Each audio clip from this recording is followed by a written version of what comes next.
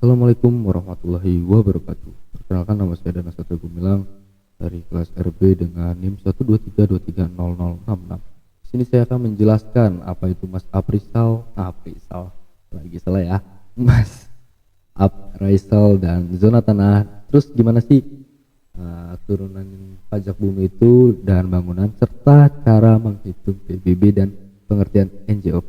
Stay tuned. Oke, yang pertama dulu pengertian NJOP, yaitu nilai jual objek pajak. NJOP adalah harga rata-rata yang diperoleh dari transaksi jual beli secara wajar atau harga estimasi gitu, yang ditentukan oleh pemerintah sebagai dasar pengenaan pajak bumi atau PBB. NJOP itu terdiri dari dua, NJOP tanah dan juga NJOP bangunan. Oke. Yang selanjutnya akan kita jelaskan yaitu zona nilai tanah atau ZNT. Ya. Zona nilai tanah adalah peta yang membagi wilayah ke dalam zona-zona berdasarkan nilai tanah rata-rata di wilayah tersebut.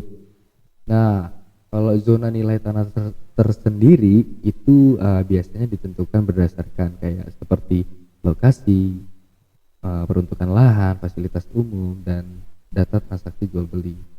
Kayak misalkan lokasinya itu strategis enggak, terus nilai dan untuk peruntukan lahannya itu untuk apa, untuk pertanian kah, untuk ruko, untuk kos-kosan dan rumah sakit segala macam ataupun fasilitas lainnya.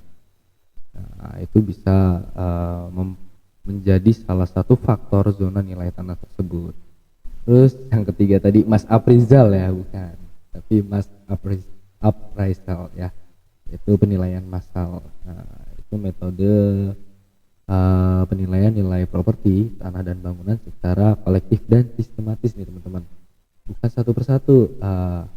Ini digunakan pemerintah daerah atau DBJ untuk menilai NJOP dalam skala besar. Wow ya, skala besar berarti biasanya itu per wilayah gitu, dengan menimbangkan beberapa faktor seperti tadi ZNT yang sudah saya sebutkan, terus jenis penggunaan tanah dan harga pasar tersebut.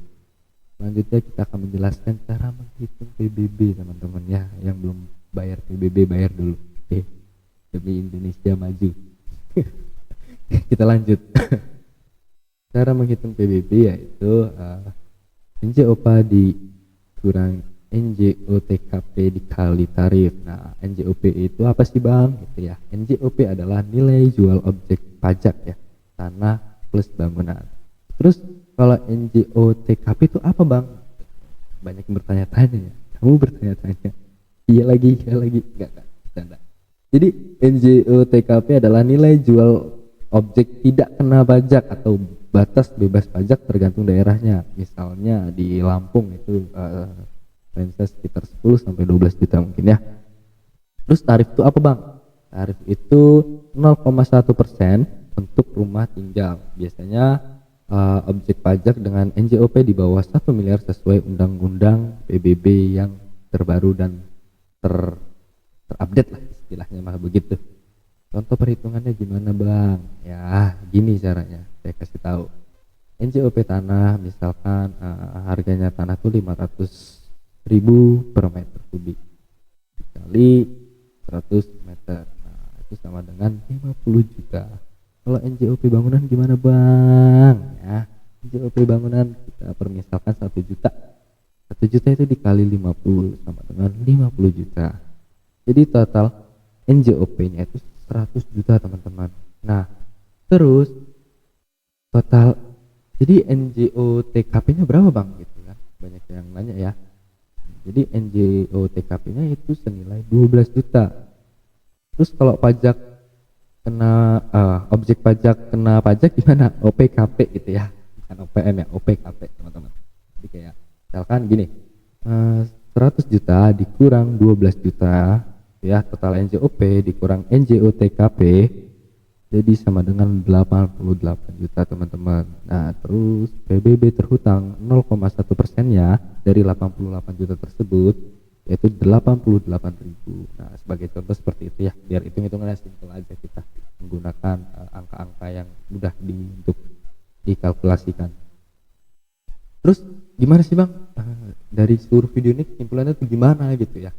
Simpulannya, jadi alur prosesnya itu seperti ini, teman-teman. Pemerintah menentukan zona nilai tanah dari hasil jadi input NJOP tersebut melalui mass appraisal, dan NJOP tanah bangunan ditentukan setelah NJOP itu diketahui.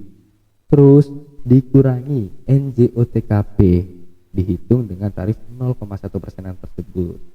Ya, oke, mungkin cukup sekian video dari saya. Semoga Anda mengerti dan see you di next video. Bye bye.